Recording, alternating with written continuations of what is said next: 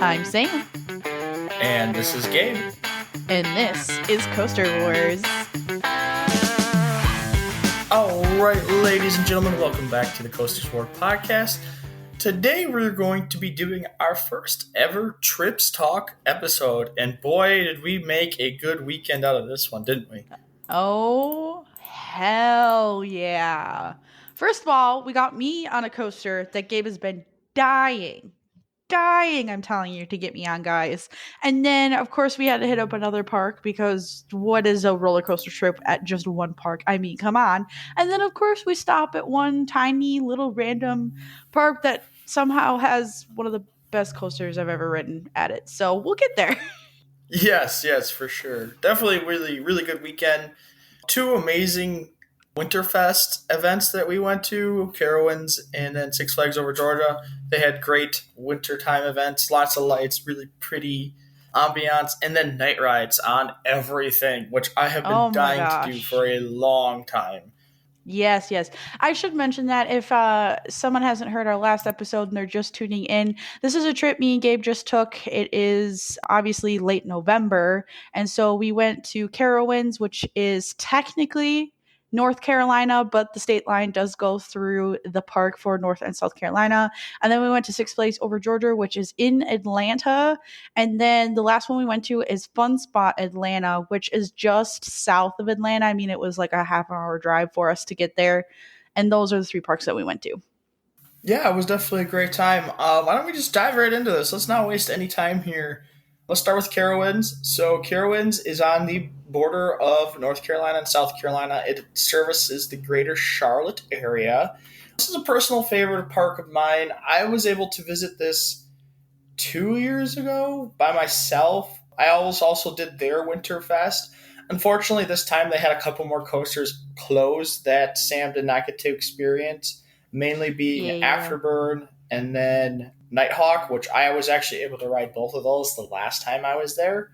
So I think today we're pretty much just going to be talking about the big tube there, which is going to be Fury and Copperhead Strike. We did ride Carolina Cyclone and Ricochet, but they're not really... I mean, they're cool coasters, don't get me wrong, but they're not really ones that we're going to be talking about in this episode today. Oh, yeah. The Ricochet is just a wild mouse, and so as all wild mouses, they're crazy little rides. They're slightly sketchy. You feel like you might die in the damn things, but they're a lot of fun. So there's that. And then Carolina Cyclone is an aerodynamics looping coaster, and the same thing. Can't really go wrong with an aero looper. They're usually pretty fun. And I think me and Gabe rode this one. We actually didn't think it was that rough because sometimes aero loopers can get rough. And we were pleasantly surprised by those corkscrews. Yeah, it was definitely one of the better aero loopers I've been on personally, just because it was significantly smoother than I expected it to be. But it's also not a very incredibly forceful ride, so I think that might have helped it out a little bit. But yeah, do you want to talk about Copperhead Strike first, or... Let's go into Copperhead Strike because, of course, the big one is Fury 325, and I think me and Gabe can both agree that it's the best one at the park. So with Copperhead Strike, if anyone's ever listened to our podcast, they know that Gabe knows more about the roller coasting world than I do. So I had no idea what the hell Copperhead Strike was, other than it was a launching coaster and it was a multi-launch coaster. So that was my prior knowledge going into this ride. And then, of course, was our first ride in the front row? Did we ride in the front row? Yeah, our first ride was in the front row. We rode it in the front row, we rode it in the back, but most of the time we rode it in the front row. Okay. So right out of the station, what do you call it? Is it a JoJo roll? Yes, the JoJo roll. The yes. JoJo roll. Directly out of the station. It is a corkscrew, basically. But you go through the goddamn thing so slow. I swear. Like, it is slower than the Lagoon roll on Cannibal. It, you just hang there for a good solid 4 seconds, I think, when I counted it. Which is absolute insanity on this dang thing. And then, after that, does that bring you around into the first launch of the ride? Yep, that would bring you around into the initial launch of the coaster where it actually fully stops you on the launch track. You get a little bit of theming, and then you get launched out of that barn building, whatever you would like to call it. Okay.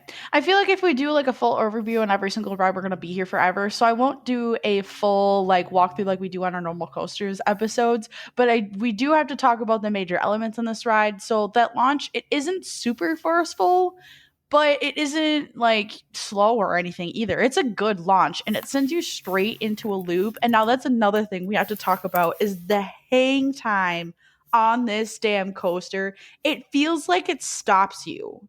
And I know that it doesn't, but it is just the effect that it creates because of the weight of this train. Basically, you go into that loop and then you just like majorly slow down right at the apex and just hang there, and then it goes keeps going, and then this thing has is super intense. It's got a ton of sharp turns and twisty elements, and I think there's two other inversions that give you a super amount of hang time as the same as this first loop. It was absolutely insane. And then there's a second launch in there too. I totally forgot about that. There's a second launch before, what is it, the second loop, Gabe? Yes. Yeah. So just this thing was an absolute intense ride. Gabe, okay, I also have to preface this. We were getting in line. Gabe's like, I'm not going to tell you anything about this ride. It's kind of a family coaster. I got off it. I'm It like, is family coaster, technically. my ass. Oh my God. Well, so two things. Number one, it was definitely running a lot better than the first time I initially rode it. It seemed like the launches were a little bit more peppy. It seemed like it was going through the layout faster. So when Okay. I initially rode it, I don't feel like it was as intense as when we rode it the second time we were like when we were there this weekend.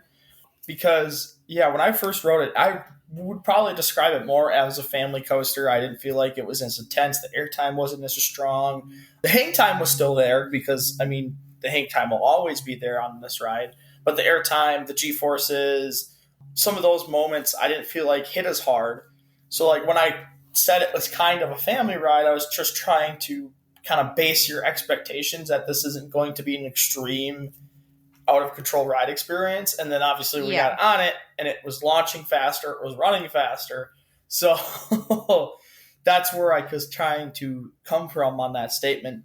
That being said, this coaster is always a really, really good time. Like I said, the hang time will always be there on this ride because it's designed that way. But this is definitely one of my favorites. I was telling Sam, I said this thing kind of gets buried sometimes and kind of gets forgotten Oh about on, yeah. especially on like the East Coast where you have Fury 325, you have I 305, you have the Busch Gardens parks, you have Great Adventure, you have the Florida parks. So yeah, on the East Coast, this thing does get buried, but it's definitely a great ride experience. Oh yeah. And then of course from my perspective, this was definitely the most themed ride that honestly we almost rode entire the entire our entire trip. It had the most theming, and it was just a fun. It's a copperhead strike about a copperhead snake, and so the whole thing is that you're in the backwoods of the Carolinas and you're fighting this snake that's going after you. So there's a whole like old stereotypical like redneck cottage that you get to walk by and stuff, and so it's just a lot of fun. Gabe's right when he says that, and we had a lot of fun riding this roller coaster. Yeah, just a quick overview though. So Copperhead Strike is a top height of 82 feet, looking at a top speed of 50 miles per hour. I believe that's after the second launch is when you hit that top speed. So you have the Mhm. Heartline JoJo roll out of the station, LSM launch. You have a vertical loop, followed by a corkscrew, and then some airtime pops and some helixes, followed by you have a second LSM launch that has an airtime hill built into it, and that sends you up into the cutback inversion, which I think is the best moment on the roller coaster, personally. And then that sends you into the second vertical loop, and then after that, you have some more airtime moments, a couple more helixes, and then it sends you into the final breaks. But that cutback inversion, we definitely need to talk about. So that is immediately after the second launch, you get a little airtime pop, and it pops you up. And basically, what it is you go up, it flips you upside down, and then it literally cuts you back the other way before um, sending you back straight and down into the next inversion. But it's definitely the best hang time on the roller coaster, in my opinion. I don't know what you think, but it just, you sit upside down for so long. and it just hangs you there for so long. It is absolutely the best moment on the roller coaster. Hello, everyone. I would like to apologize in advance. I'm not the greatest editor yet, and I can't quite figure out how to get this out of the background. But whenever I'm on the phone, and apparently recording looks like I'm on the phone, my adorable little kitty cat must cry like I abuse her. Please continue with the podcast. Oh, absolutely. That hang time is absolutely crazy. And it's like, so the first time I wrote it, of course, you first feel it on that first loop. But like Gabe said, it is the longest and most extended on that cut back in version. And you just like sit there for freaking ever, hanging there in your seat. It is actually crazy. Like between the JoJo roll out of the station and that cutback element, the rest of the ride is just kind of bonus. Like those two elements are so good, and like the hang time is so amazing. But the reason we say this is a front row ride is because of the hang time.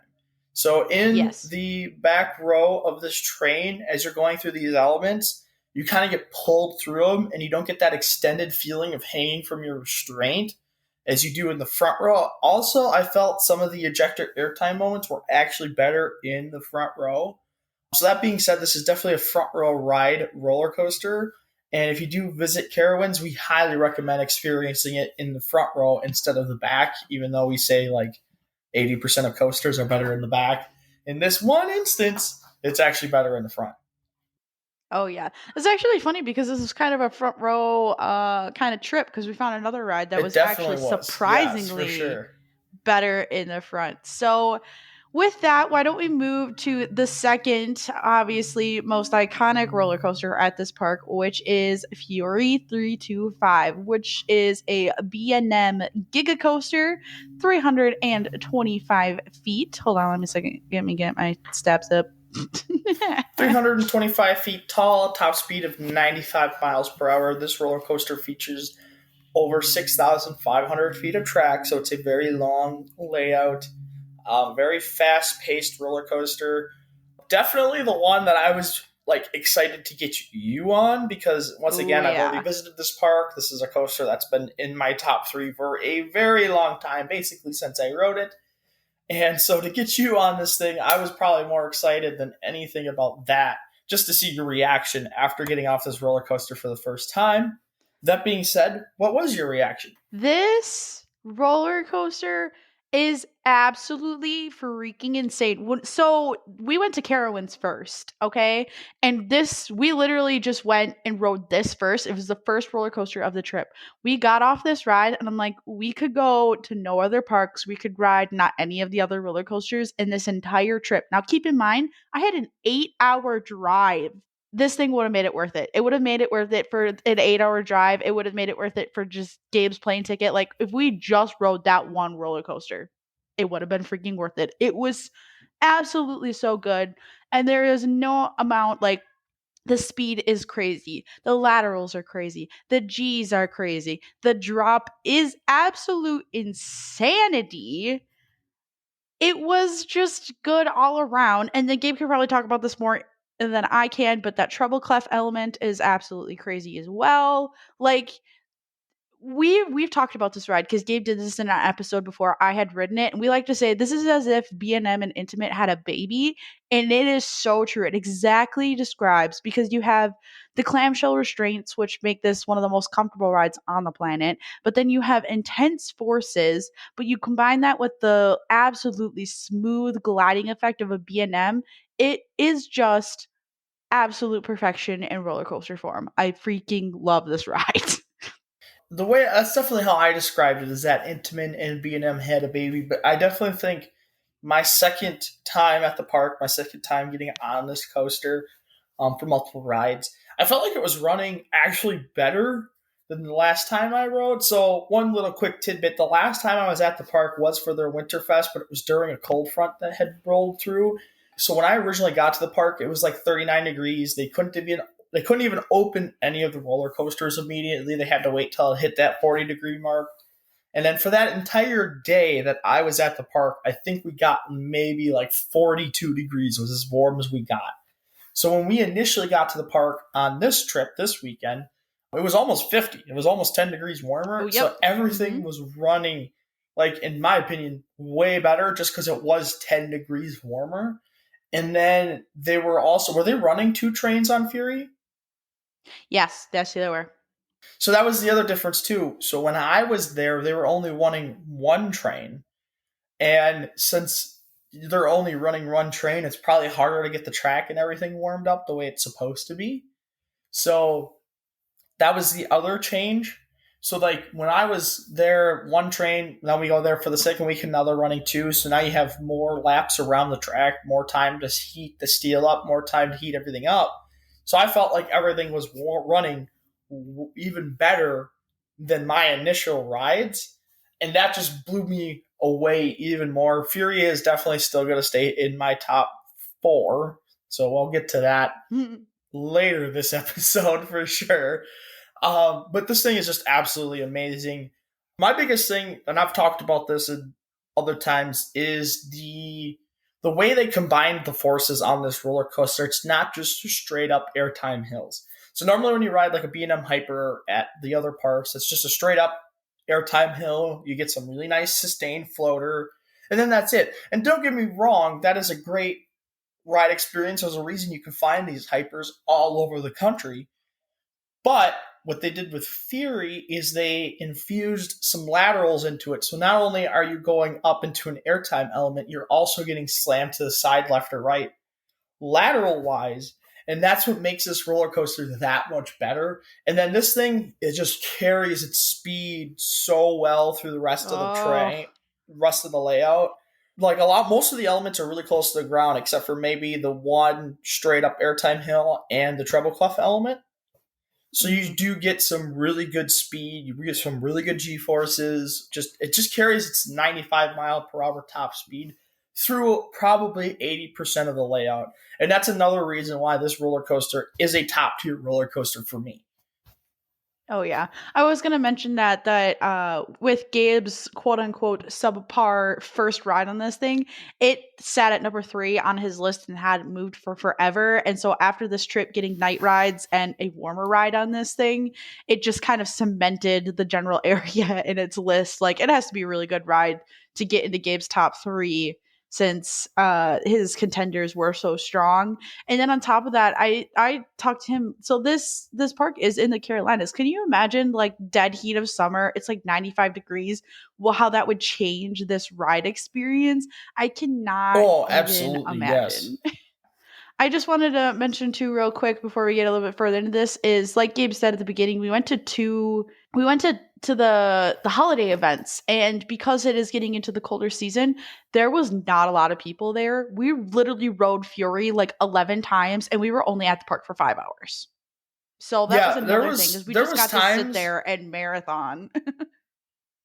Yeah, there was times where we didn't even have to leave the coaster to ride it a second time. And so that's one really nice thing. I know it sucks when you go to these winter events and not everything's open. Like I said, you didn't get to ride Afterburn. I still haven't ridden the B&M Hyper that's at this park, Intimidator, which has now been renamed Thunderstriker. I hmm haven't been able to get on their stand-up Vortex. I think it's a stand-up, Yep. which It's a honestly, stand up. that's not much of a disappointment. So like there are some roller coasters at this park I have yet to experience, but that being said, when Fury is open basically year round, that is a fantastic roller coaster and it is well worth the trip, even if half the park is closed. So Oh yeah. they still, you know what I mean? So they still keep their two big rides open, which is Fury 325 and Copperhead Strike. And to me, that alone makes the trip worth it. Yeah. So before we get moving on here, because we are gonna have to move on, or we're gonna end up making this episode like 2 hours long. Gabe did mention Oh, this that's when he was fine. talking about it, but but Fury does not run if it is below 40 degrees. So you do have to keep that in Yes. mind if you're gonna try to go to some of these winter events. But as a cool little tidbit in here, what I didn't know is that they've got wheel heaters in the station. I was just like so fascinated by that. And then another thing too, Yes. we talk about with B&Ms that they're back row rides, but Fury specifically, is it the right side that's a little bit better? You get a better whip in one of the elements. Yeah, it's definitely the right side of the train. So two of the three, what like I call them they're airtime moments, but they're the airtime like cutback moments where you get that lateral. You get more airtime in two out of the three on the right side of the train, in my opinion. However, you do lose the forces that you get in the outer bank or the overbank turn at the beginning of the ride. So it's kind of like a give and take thing. For me personally, I do definitely like riding on the right side of the train better, but it's definitely a back row ride. Definitely better in the back, unless you want to experience the speed. So that's the only thing that's better in the front, because we did actually get a couple of front row rides, which were freezing cold, I might add. Yep. Turns out 95 miles an hour plus 40-degree temperatures is a little chilly. A little bit. Just a tad. But if you want to experience just the all-out speed that this roller coaster is, the 95 mile per hour number, it feels faster in the front row because you feel that wind speed. Oh, yeah. And you just get more of that like blast in your face where it feels like your face is getting peeled off. It's one of the reasons why I always liked Kingda Ka in the front row, is because it just feels faster. But the airtime, the first drop, the laterals, the G-forces are all better in the back row or in the back of the train, in my opinion. So I highly recommend riding in the back of the train on the right side. All right. With that, why don't we move on to our second park? So the next day, me and Gabe got our butts over to Six Flags Over Georgia, which is situated in Atlanta. And then before we get into some of the coasters, I just want to put on here that of everything that was open, Baloo Hawk, Goliath, and the Great America Scream Machine were all closed. I believe everything else was open. Although I will say this, when we first got to the park, two of the rides that Gabe really wanted to ride, it was the Georgia Scorcher and the Joker, not the Joker, sorry, the Riddler were not running when we got there. And we were both very angry.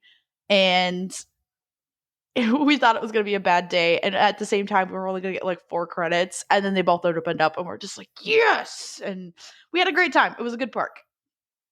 Yeah, so Blue Hawk, also known as Ninja, used to be known as Ninja before the repaint, was closed. That we expected.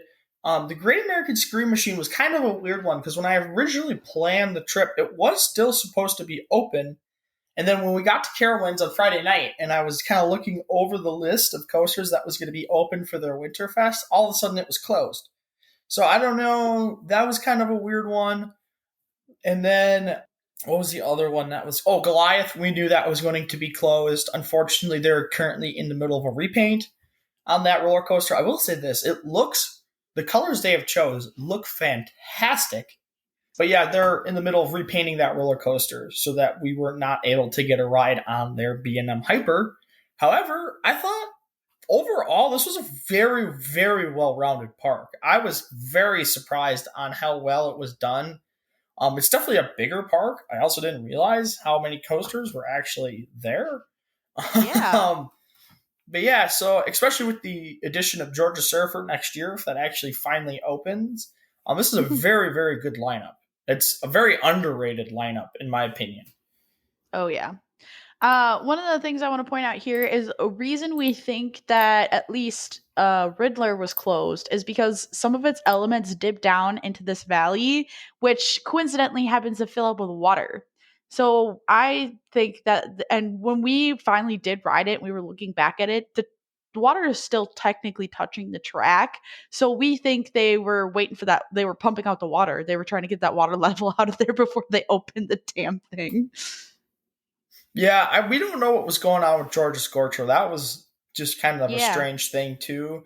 But yeah, the Riddler, you could tell they had the gate open down by the roller coaster, and they had a big pump out there set up that was like pumping out the water.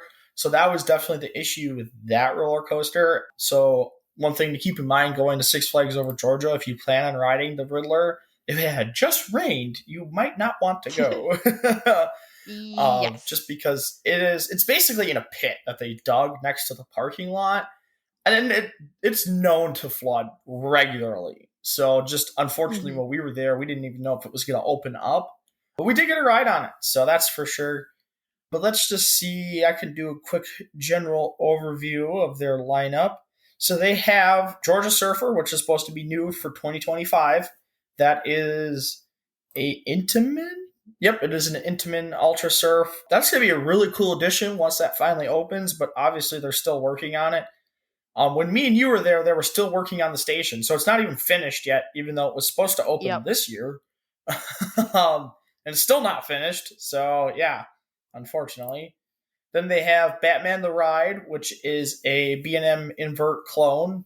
They have Blue Hawk, which we did not ride, which is a Vekoma custom looper, which is another strange coaster. We might have to go back just to get a ride on that thing.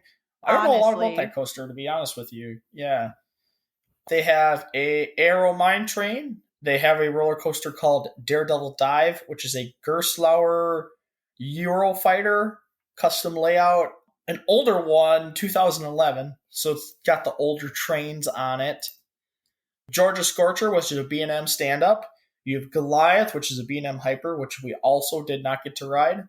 We have Great American Scream Machine, which is a PTC.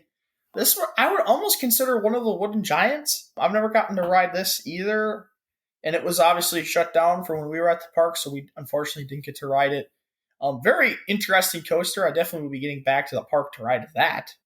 You have the Joker Funhouse coaster, which is a Kitty Chance Rides design. Wow, you don't see very many of those out there.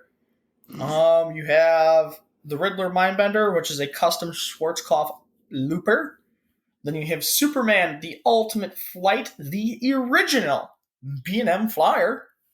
So not a clone, the original. And then last but not least, you have a Twisted Cyclone, which is a RMC conversion that was done in 2018. So yeah, and then they also have Kid Flash Cosmic Coaster, still closed. It was built in 2023, opened for like 2 weeks, and it has been closed ever since. So we don't know what's going on with that thing either. When me and you were there, the track was still standing. The station was everything was still there. There was no trains on the track, though. I will say Yeah. that. And yeah, it's still closed. So who knows what's going on with that thing too. That being said, where would you like to start?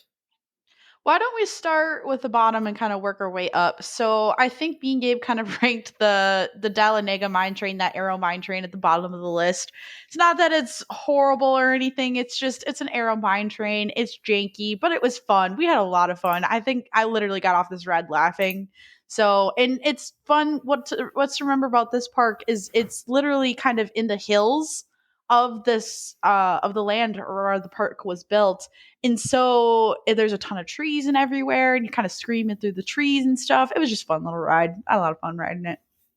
Yeah, the mine train was definitely a little bit more boring mine train that I have experienced at least. But they're family rides. They're not supposed to be this most exciting experience ever. That being said, it had a very good setting. Riding it, during their Winterfest, they had a lot of the trees lit up with like Christmas tree colors and stuff like that. So that Yeah. was cool. But yeah, there's not really much to talk about there other than it was fun. We did it once for the credit. Yep. Call it a day. Yeah, after that, that's where this park kind of gets a little weird because I thought out of all the coasters there, Superman was actually the next worst one. um, Depending on your opinion, you could probably either be Superman or the Daredevil dive coaster. I thought Superman. I'm not a fan of the flyers. I never have been. I haven't been a fan of the Flyers either. What I still will say with this is it wasn't a terrible ride. It had some good forces on it. And then seeing where the original was built gives a lot, like explains a lot more about the clone that we've ridden, which so like I said, this park was built on hills. And so this roller coaster was designed to go over these hills. The one that me and Gabe have rode was literally just plopped out in the parking lot. So it makes Well, a we've lot more rode both sense seeing clones. it in these hills. Oh, what's the other We've one that we've we've ridden? ridden both clones. So we've ridden the one at Great America, which is our home park, Uh-huh. which is the Yeah. clone of this one, and then we've Yeah. ridden the one at Great Adventure, which is Oh, well, also a clone of this one. must speak to how So there's memorable that three of the experience was Superman. because I don't remember it. Well, So the one at Great Adventure, I think, is the worst of the Okay. Superman ones, of the clones. The one at Great America has always been all right. Again, once again, it's never been my favorite. I thought the Six Flags Over Georgia one, the original, was definitely a lot better. Yes. The original, the you got to remember these are the prototype models though. So like Tatsu at Six Flags, Magic Mountain is a custom layout. You have Manta down in Florida at SeaWorld. That's a custom layout. I haven't been able to experience either of those. I've only ridden the clone prototype versions, which are the Superman Ultimate Flight versions. That being said, like I said, these are definitely never my favorite rides. But the one at Over Georgia has better near miss elements, and I also thought it was running a little bit faster. Yes, definitely. It was running faster. So yeah, it's not one of the best rides in this park, but it's still a fun thing to get on. It still has one incredibly forceful moment of the pretzel loop. It's just everything after Yep. that has always been kind of meh for me. Yeah, well, and then on this one too, because it's built up on a hill, the initial drop looks like literally 10 times bigger than it actually is because you're staring way down this hill. And so that gives this illusion that it's a lot bigger than it is. So I think that's a good moment. I think the loop is a good moment. But then, yeah, everything after that is just kind of a fun little time. I also want to point out too, because this is the original prototype, it was kind of sketchy as hell.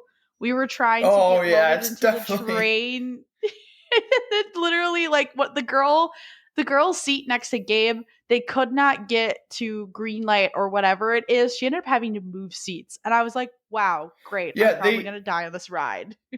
Yeah, they even went to go flip us into the flying position, and then we got like halfway up and it stopped, and then they had to bring us back down and like recheck her restraint. They did it like literally like 15 times, and that's finally at the end. They're just like, "We're just gonna have you switch seats," and they just moved her to like the next car in front or the next row in front of us. And yeah, that thing, it's definitely a little bit in disrepair. You got Yeah. to remember Six Flags Park, their maintenance, blah, Yep. blah, blah, blah. I felt like it ran faster. Like I said, I thought the near miss elements were definitely done better on this roller coaster. It's just like I said, the flyers are never my favorite. I just don't care for them as much. So as Gabe was saying, I believe next up on our list would be Daredevil Dive, which he said Yes, is a Daredevil Dive. Gerstlaro. It's got, and he said it has the different cars. So these are a car instead of a full train. And did it have 3 rows of two, I think?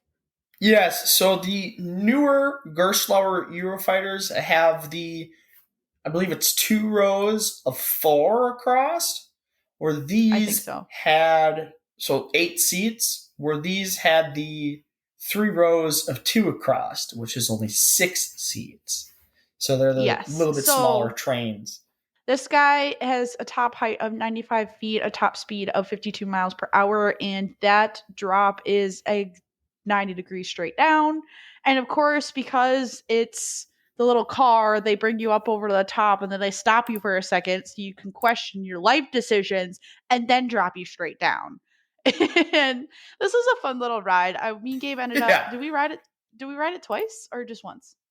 Yeah, we did end up riding it twice. So we rode it once during the day before the sun went down, and then we rode it a second time at night. The night ride didn't really improve it at all, in my opinion. No. But It was this a is kind fun of a little weird, ride. It wacky had, ride. yes, it had some interesting moments where you went through the elevator and you're just like, what the hell was that? What the? And so it makes for an interesting experience. And obviously, we place it above Superman, so it must have been a little bit better than that. And I mean, a 90 degrees drop straight down is always good.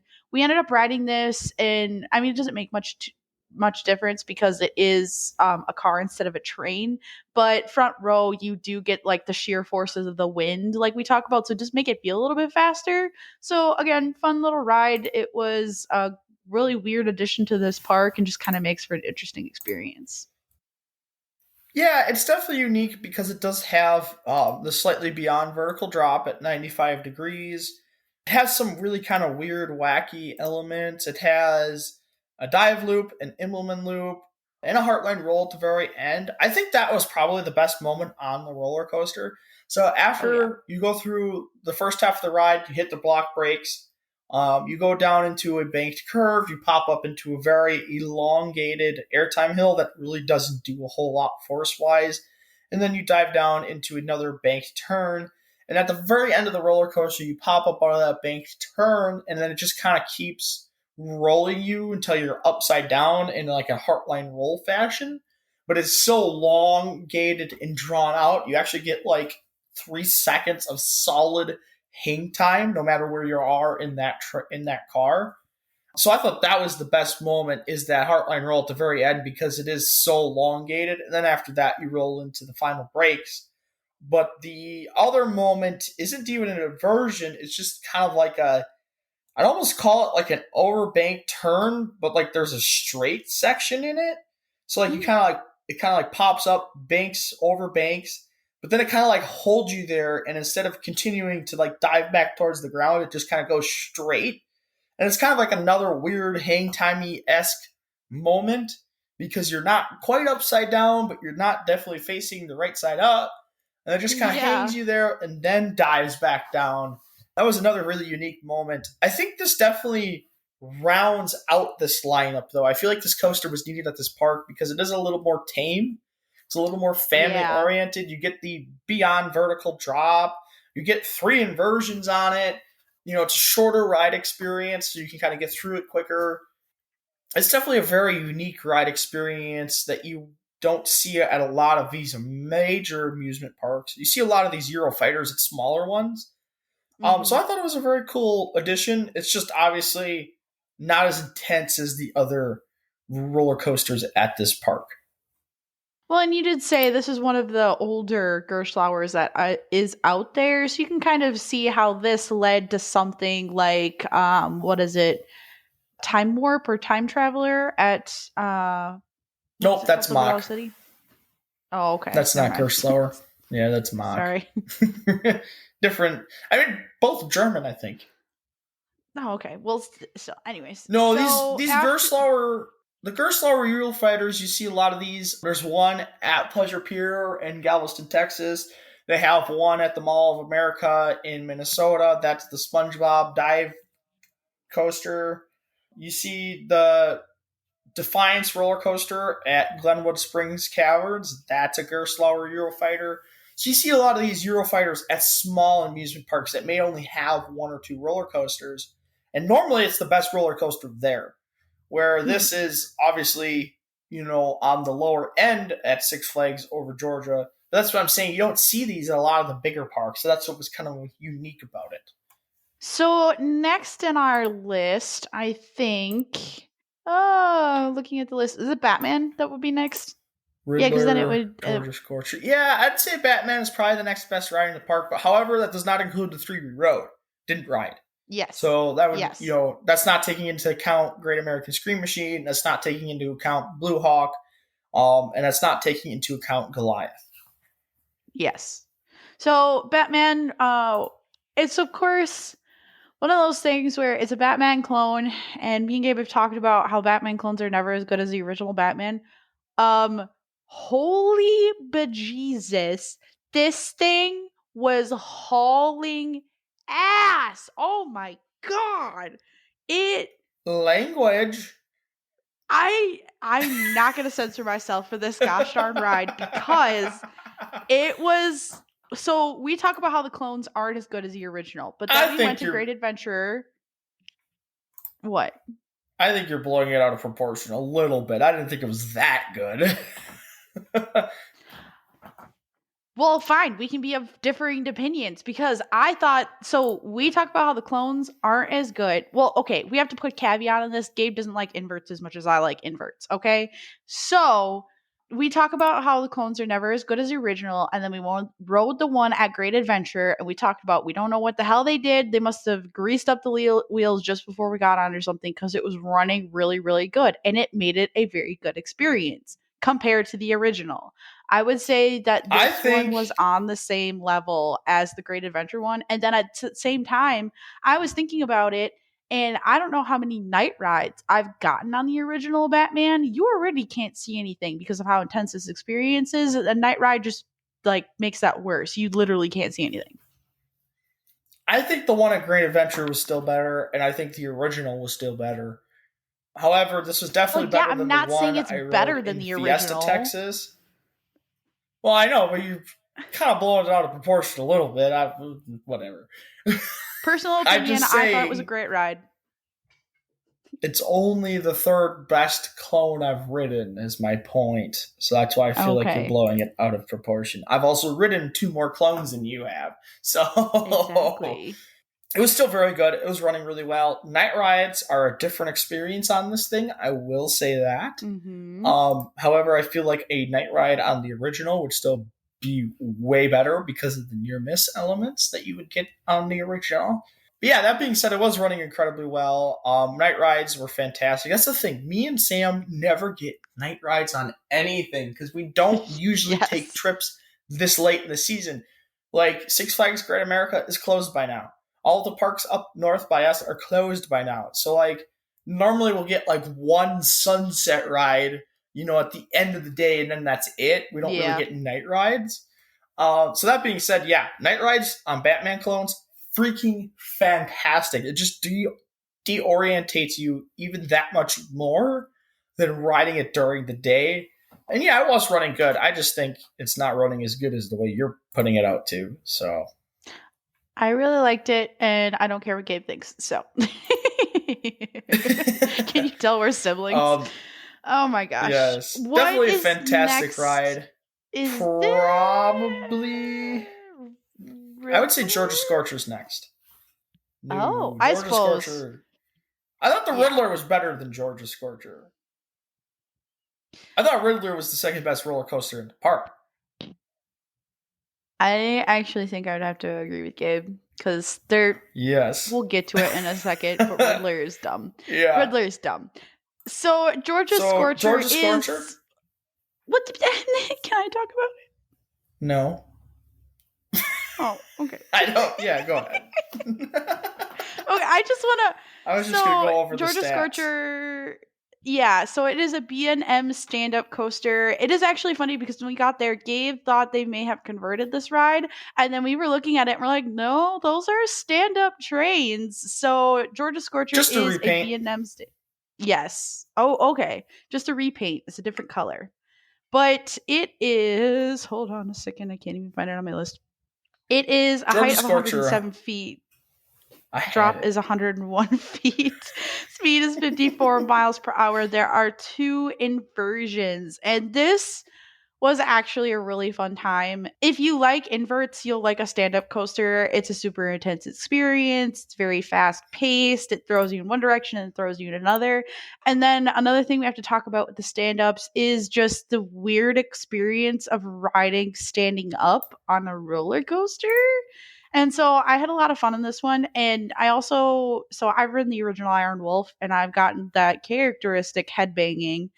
So this one did not do that. This one was actually a surprisingly decent experience. I didn't get any headbanging on it. And so it was a lot of fun to ride.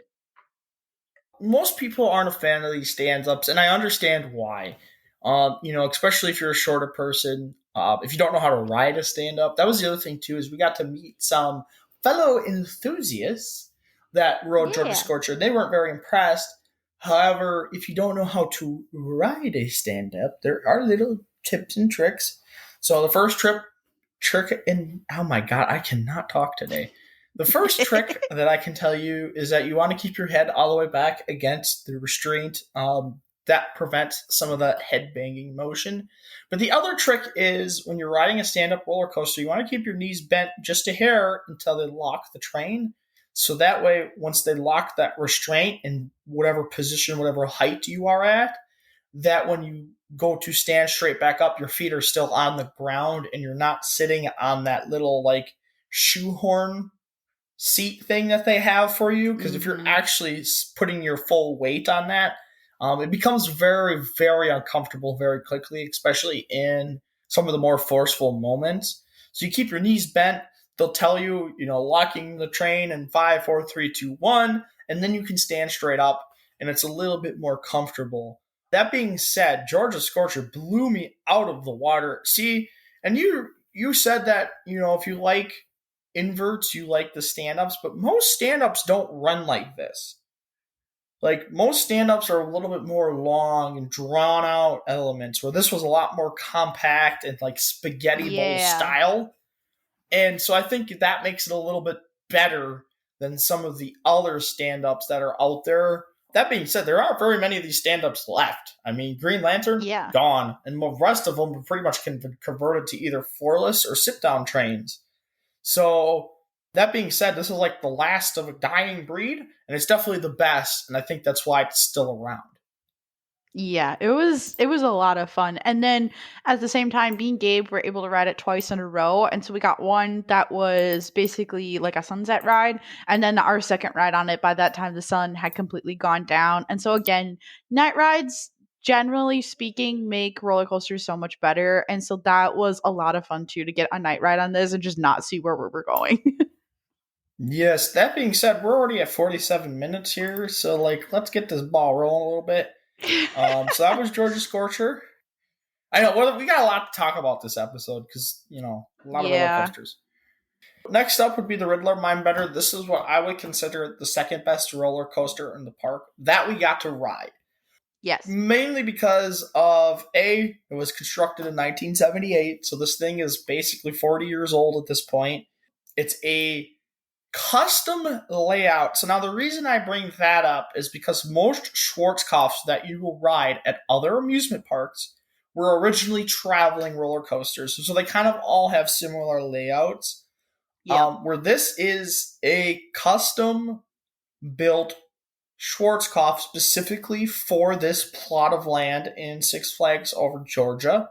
That being said, it runs a little bit differently. It's definitely a terrain coaster because of that aspect of being built for the plot of land. And it is just the G-forces this roller coaster pulls is absolutely insane. It is the most intense roller coaster I've been on. And that is not even a joke. It So it is stands at not a a joke. No. So it stands at a top height of 80 feet. However, I feel like it covers more of that terrain height-wise. I feel like it'd be closer to 100 feet. But its top drop is probably around 80 feet. It features a top speed of 50 miles per hour. It features 2 vertical loops, a helix, and a tunnel at the very end. So Ooh, this thing yeah. is just a crazy, out-of-control experience. Oh my gosh, yes. When Gabe talks about the forces that this thing pulls, there's only one ride that has made me gray out, and that is Millennium Force, and that's the original pullout after the drop.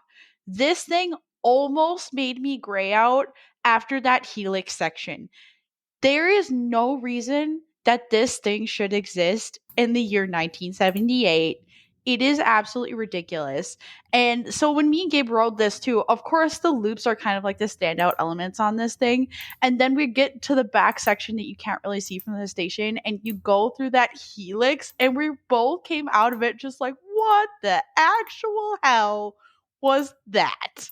What the it pulls some really intense forces, especially at the bottom when you pull out of it, because it's down, so you're gaining speed through this thing, and then you pull out of it, and I was just like, holy crap, I could see the spots in my vision before a gray out. Oh, yes, this is the roller coaster that actually started to get me a G-force headache after riding it a couple of times. Because, yeah, and so what Sam's actually talking about, I don't know if I'd actually consider that the quote-unquote helix section, because the way they have it set Okay. up on RCDB, the helix section is actually after that second loop. What we're talking about is Oh. that kind of diving, swooping turn before the second loop. I guess you could, that's still a helix. I'd still call that a helix. It's like a I don't know. helixy kind of motion, I guess. Yeah, definitely. Anyway, so you go through, basically you climb up the lift hill and you drop down, you do that big swooping tall turn, and then you go down the first drop, which sends you through the first loop. and then you pop up and you do like another big, tall, sweeping turn, and then you drop into that tall. It starts out really high up, and it dives all the way to the very bottom of that pit, and as like a banked curve, and then it pops back up, and then you do another 180-degree turn, and then you drop into the vertical loop. Yeah, I'd call that a Mm-hmm. helix. Anyway, it's that section, that middle section between the two loops that is just like it pulls more forces than the loops. And that's saying something for a Schwarzkopf, because Schwarzkopf's loops pulled some Yes. forces, man. Yes. But this just the history of this train, being a Schwarzkopf, being constructed in 1978. That's the other thing too. This thing was glass smooth for being 40 years old. Like, I know we were talking about it earlier. They really weren't taking care of Superman. Well, that's because they were spending all the money on this damn thing, probably. Oh, heck yeah. Like, We were ready yeah. for like mine train level jankiness on this thing, and it was not there. We were so surprised. Like, everything about this ride is baffling. Like, we were so confused when we Oh, got for off of it. sure. I'm like, Although there's a reason they called it the Riddler. I do know they've recently gotten new trains for this as well. So that might have something to do with it, that they were a little bit newer trains. I was actually just That reading being that said, that is though, part of a refurbishment in 2021. They were actually replaced by trains designed by B&M. So that's interesting. oh yeah, so there you go. So it does have new trains Mhm. on it as well. But yeah, that being said, it is a fantastic roller coaster in my opinion, and I really loved it. Anything else that you want to talk about, or can we move on to the RMCs that we rode on this trip? Let's talk about those dang RMCs, cause dang them. Yes. So moving on to Twisted Cyclone, which is at Six Flags Over Georgia, which what we consider to be the best roller coaster in the park. This thing is a tiny little powerhouse. So it stands at 100 Ooh, feet, yeah. top speed of 50 miles per hour, only featuring 3 inversions, which all 3 of them are barrel roll esque elements. That being said, though, this roller coaster, fantastic. I mean, absolutely fantastic. Definitely a back row roller coaster. But yeah, this thing is just a tiny little powerhouse. It's a little short, a little bit on the shorter side of things, but it's definitely one of the better RMC conversions that I have personally ridden. Oh, yeah. And I really want to talk about one of the barrel roll elements. So on RCDB, they call it a barrel roll down drop, but basically, this is a barrel roll that heads towards the ground. And Gabe talks about is it the death dive on Gwazi and how The death insane that thing roll, is? Death roll, sorry. the death So roll. to basically experience a little bit smaller version of that, I'd never experienced it on any other ride. And so that I think is probably my favorite element on this thing. And it makes me very excited to ride Gwazi. But Gabe is Even very over right. the wave turn? I freaking love the death roll. Yes, the death roll element, that was my favorite on the entire thing. I love that so much, Gabe. You have no idea. I tell you what, though, that's got to be one of the best 3 element combinations on like any roller coaster out there. Is that barrel roll? What do they call it? The step up underflip, followed by the barrel roll down drop into that really drawn out, kind of awkwardly profiled wave turn that just gives you really, hmm really good ejector airtime. Like, those 3 elements back to back probably make this roller coaster for me. Oh yeah. Saying that the death roll is my favorite element should not by any means outshadow any of the other elements that Gabe were talking about, because we talk about this with like Goliath because it's a little bit shorter, but Goliath has an amazing drop, and then the 0G stall on that thing is insane and out of this world. And so we're like, even though it's a little bit shorter, we love those elements and that make this roller coaster. And so same thing with this guy. It's a little bit smaller, but it has a good drop. It has absolutely insane elements. And then it does have really good pacing too. It's very kind of hit you in the face, quick succession pacing. And it just makes it for a very fun ride. And then on top of that, with me and Gabe experiencing this ride, I think it was the first coaster that we rolled that day. So it just made it a good start for the whole day. And then we rushed over at the end of the night, and so we basically thought we had gotten maybe like the second to last train, but what happened was is that we literally pulled back into the station. There were 2 people left in the station. So we literally just stayed on the roller coaster and got a second ride immediately, and then at the same time the last train of the night, which was freaking awesome. It just made this whole experience so much fun. Yeah, this roller coaster definitely has some really, really good elements. Like I said, the biggest disappointing factor on this thing is just the length. It's only 2,400 feet of track. And I know that's this coaster only being 100 feet tall. It's kind of one of those things where, yeah, they probably could have fit in a couple of more elements, but really, would they really have been worth it to kind of take away from maybe the rest of the roller coaster? So I feel like they did a really good job on this conversion. This thing is just, like I said, a small little powerhouse. I definitely won't say it's a top 15 worthy coaster, but like I don't it's think so not either. that far off though. I mean, it really isn't that far Yeah. away from being a top 15 coaster. Like it is that good. It's Yeah. just, like I said, it's a smaller, only 100 feet tall. They only had so much to work with when they did this conversion. I think they did a really, really good job. Like I said, that the first three elements are just so good, so standout, very memorable moments. But it's just like I said, it's just they did what they could with what they had, I think. Yes. And with that, that rounds up our Six Flags over Georgia. And of course, when we talk about this, we put the caveat on that there were three rides, three very, what looked like very interesting rides, very good rides at the park. So that's just our tentative list until we can ride those. I will say this really quick. So Goliath is their B&M hyper, but you can see this thing from every spot in the park because it's literally their tallest roller coaster, and it looks so good. Me and Gabe are so mad that we haven't been able to ride it. We're like, we're definitely gonna make a trip back out here just to ride that because it looks Yeah, like a really good it's ride. another coaster that I really don't know a ton about other than it being a B&M Hyper. So I really don't know where it would stand in the B&M Hyper hierarchy. Wow, that is a tongue twister. uh, Obviously, we got to get back and ride that Great American Scream Machine. You know, one of the last wooden giants out there. Definitely need to get on that. Blue Hawk, I've heard a lot of bad things about. So I've heard some good things about. It is a very unique attraction. I'll give it that. But that being said, let's move on. We got at least one more coaster we got to talk about, and that is definitely the best coaster on the trip for sure. Air Force One, Yes. without Hey, wait, any wait. more stalling. No, No. wait. So this Air Force One is at a place called Fun Spot, Atlanta. I do want to preface this, or not preface this. I do want to like talk about this just a little bit because it was a lot of fun and it's one of the sketchiest roller coasters we've ever ridden in our lives. It's called Hurricane, and it's by this company E&F Miller Industries. It's just a little traveling coaster. It's got a little train. It's 3 cars It long. There's is 2 seats the in each car. it is It's the like it polar looks like it's opposite of Air Force One. Like yes.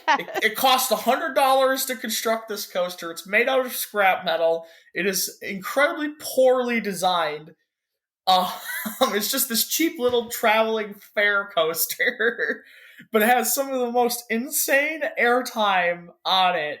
Like especially in like the front. I think the front was actually better on that roller coaster too. Yes, And it like, was. oh, it is just so goofy and janky and fun. And then you have Air Force One, which cost $13 million to build, and it's like the creme de la creme of roller coaster engineering. And then you have this other janky ass, basically pile of junk next to it.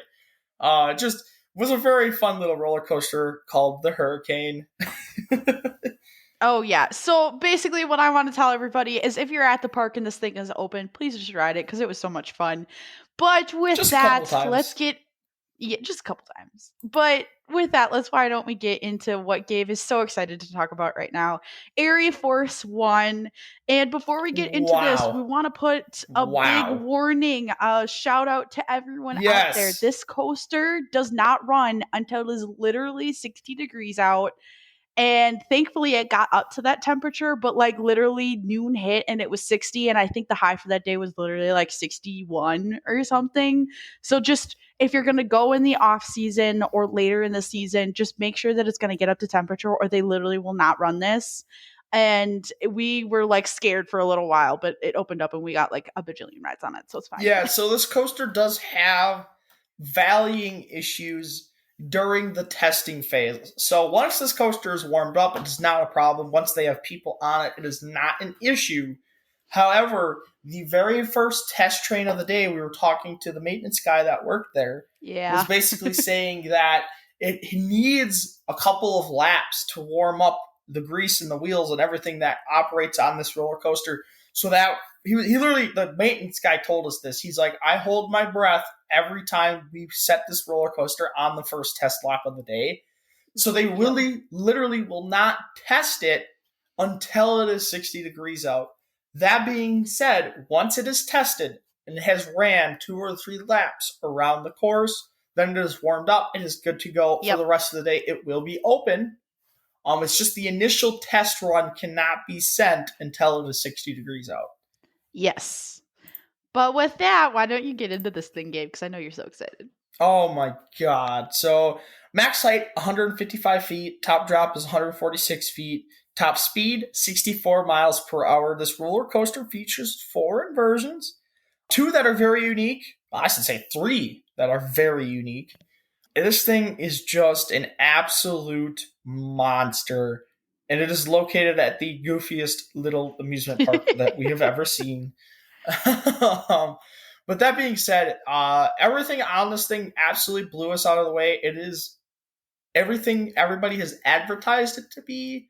The only issue I really have with this roller coaster is the first drop.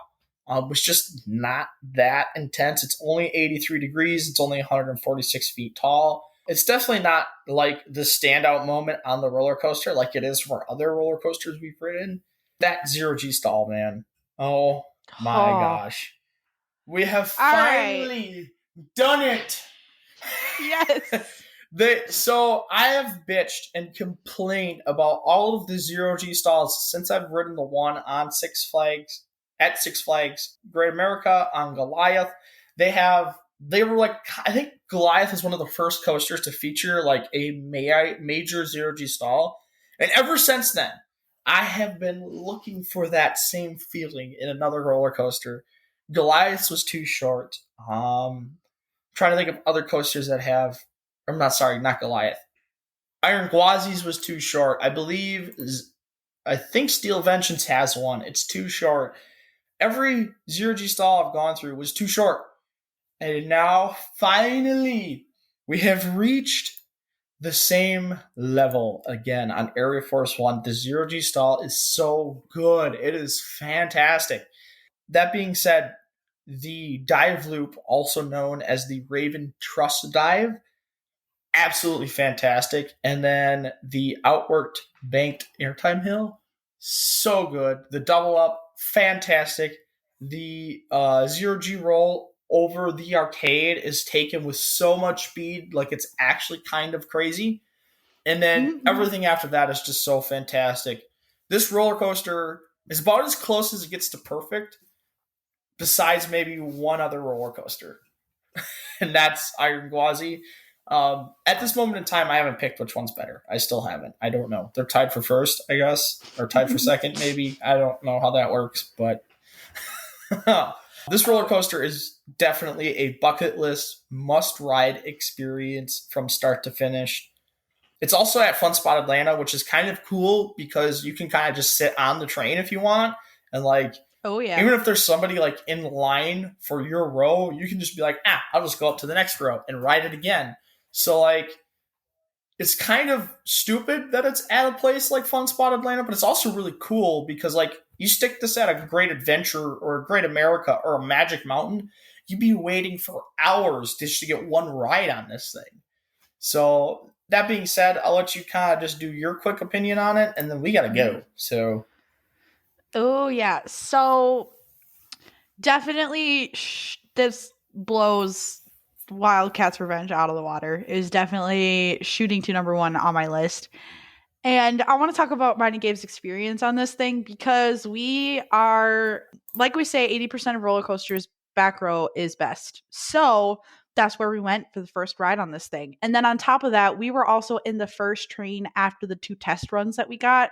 So it hadn't warmed up yet. And we rode it and we're like, holy crap, that was so good. And I think we rode it a couple more times. We met some other roller coaster enthusiasts. So it was like they got back row, we got second to last back row. So then we switched. And then I don't remember at what point, but basically Gabe switched to front row. And I got about middle of the train. And I was in the middle of the train. And that just blew like it made the zero G stall, it made the dive loop, it made the forces coming out of the arcade roll even more insane. And now it had warmed up a little bit, so it was running even better. I was like, holy crap. And then Gabe got off the train. He's like, you need to immediately ride this roller coaster in the front row. You will not be the same afterwards. And guess what? I was not, because somehow riding in the front row made it even better. And then it was like, so like Gabe said, we got to sit and basically just marathon this thing. I swear we rode it like 20 times. And basically, each time it ran, it just got faster and faster and faster. And it just, oh my God, it was so good. And Gabe talks about those inversions. Don't get me wrong, they were absolutely spectacular, best parts of this ride. But yes, the double up, you get literal ejector time going over this double up, and then you go through the arcade roll and you swing back around and you come through another roll, and then that double or sorry quad down is insane ejector. You're literally thrown into the restraints. Like, I'm pretty sure I had bruises when I came home, but it's like Yeah. me and Gabe don't mind it when a roller coaster does that, because it was just such intense forces hitting you. And then it's like on a ride like this, you worry about it being like dead in the second half, because they did have those the dive loop and then the zero G stall are basically one after the other. So you worry about it dying in the second half. Does not happen on this ride. Everything about it is absolutely spectacular. And we talk about one of the issues with Steel Vengeance is we don't like the like punch you in the face, really super quick succession, small little elements. We love when we have big, giant, drawn out elements that just are so well done. It's not even like feasible in your head. This thing is absolutely crazy. Oh my God, it was the best way to end our trip. I was like, You I was set with basically, fury. I figured it out. I figured it out. I got this. Okay. This is basically a combination of Iron Gwazi and Steel Vengeance, because you have, so Iron Gwazi is big, standout, memorable moments, and that's what that roller coaster is about. Where Steel Vengeance is, like I said, is that more of a, we're just going to abuse you by the amount of time this roller coaster, the length, the amount of elements we can put into this attraction, the the really fast paced inversions that we can put into this ride. Where Air Force One is kind of the tail of both coasters. In the first half, you have those big, standout, massive, drawn out moments, and then you go through that double up and you hit the arcade roll, and then after that it turns into Steel Vengeance and has those really Mm. fast paced. You have the two rolls. You have that little small airtime pop followed by that super quick baked turn. You have the four. It's technically five, but you pop up and then you go through five airtime moments where it's just bang, bang, bang, bang, followed by the really good airtime moment into the final breaks as well. So you kind of Mhm. have both coasters in Air Force One, but you have the best of both coasters in Air Force One.